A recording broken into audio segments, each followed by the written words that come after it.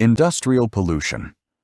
Industrial pollution is not only a problem for Europe and North America, but it is also an extremely serious problem in some developing countries.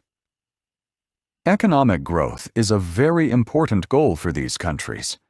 They want to develop new industries, so they put few controls on industries which cause pollution in order to attract large international companies.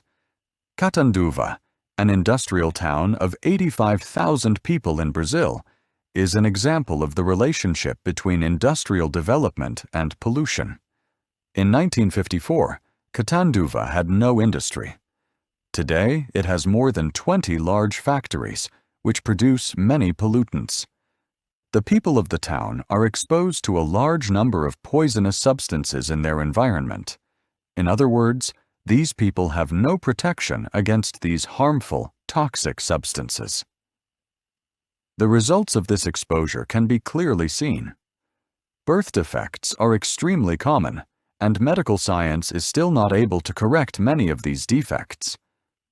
For example, 1 out of every 200 babies suffers from anencephaly, a very unusual type of brain damage.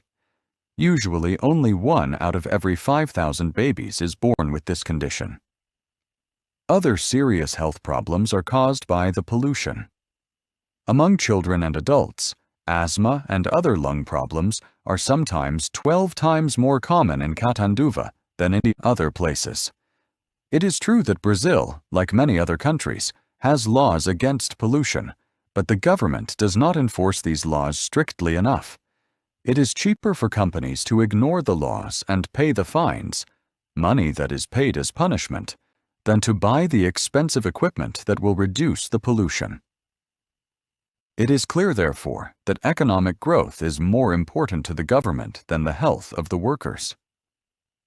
However, the responsibility does not completely lie with the Brazilian government. The example of Catanduva'da shows that international companies are not acting in a responsible way either. Large companies from France, Italy, and the US own a number of the factories in the town. They are doing things in Brazil that they cannot do at home, because if they do, their governments severely punish them and put them out of business.